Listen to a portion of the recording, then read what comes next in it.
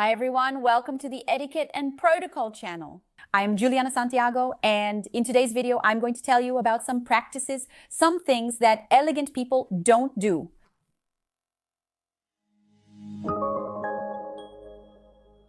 Before I start telling you the 5 practices, the 5 attitudes that elegant people don't do, I wanted to talk to you a little more about what it really means to be elegant. Being elegant is not about wearing designer clothes or expensive clothes. It goes far beyond that. Being elegant is related to the way you present yourself to society as a whole. It's not just about the clothes you wear, which obviously don't have to be expensive or designer clothes. It has nothing to do with that, but also with the attitudes you have, because one thing is totally linked to the other for us to see that person as an elegant person. So with that in mind, I've picked out 5 things that elegant people don't do. The first one is about insecurity. Elegant people, when we notice them, when we look at someone and get that feeling that they are elegant, we notice that they are a confident person. She's confident in what she wears. She's confident about her actions, the way she speaks, the way she moves. So all of this together makes us see this person as a confident person. And this confidence is very much linked to you feeling secure in the processes, secure in the environment. The more security you have inside, the more confidence you transmit, and the more people also see you as a confident person. So isn't this insecurity, this shyness, also something that elegant people project to society as a whole? The second point, which I consider one of the key points, one of the things we notice, is that elegant people don't make this mistake. People who also practice good manners don't do things like speak badly about others, gossip, create drama, talk behind people's backs, or promote hatred among people, whether it's among co-workers or in social circles. Elegant people usually don't take part in that. So that's a practice. When you notice that someone is doing that in front of you, you can be sure that many times they might be doing the same about you when you don't see it. So usually when someone talks badly about a person in front of you, they talk badly about you when you're not around.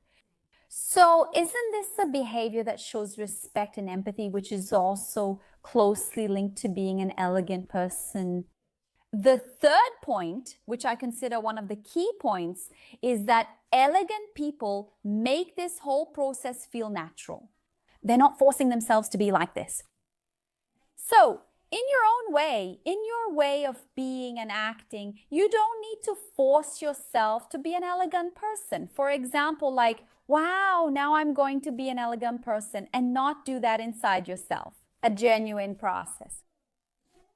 Because many times we end up forcing certain attitudes, certain behaviors, and that doesn't make any sense at all.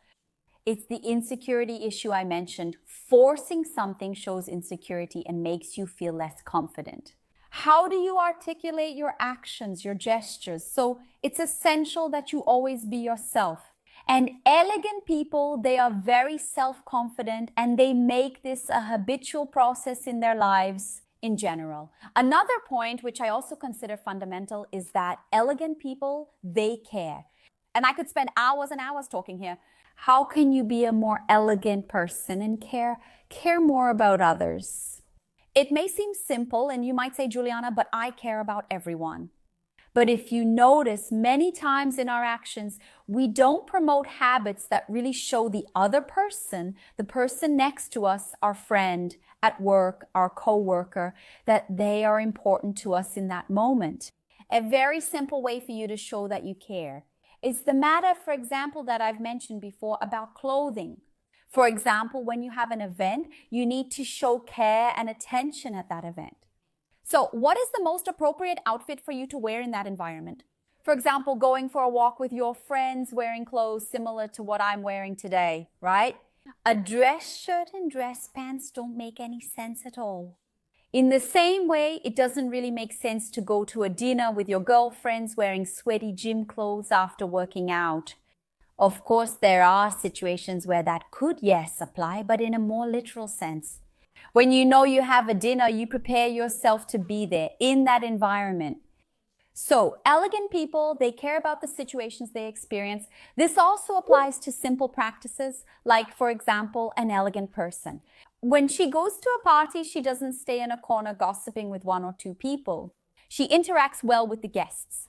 She looks for that moment to meet people, to connect with others, to experience the moments and opportunities that are given to her.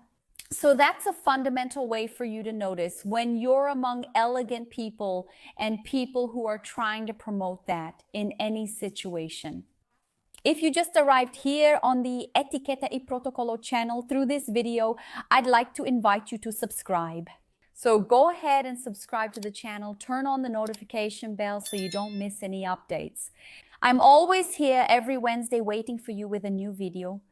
By the way, this channel is the official channel of the Etiquette and Protocol Institute School. Below, I'll leave the link to our school so you can check out our etiquette and good manners course.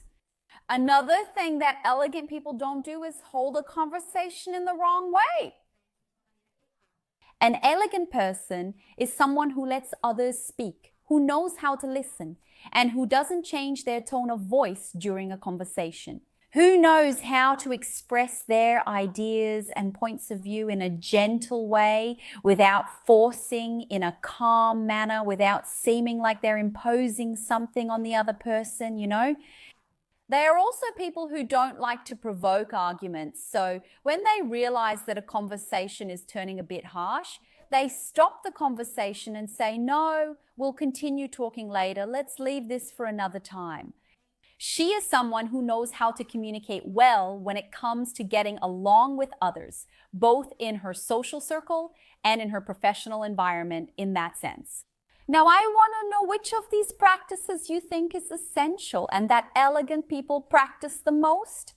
Which one could you also improve on? Comment below. I want to know.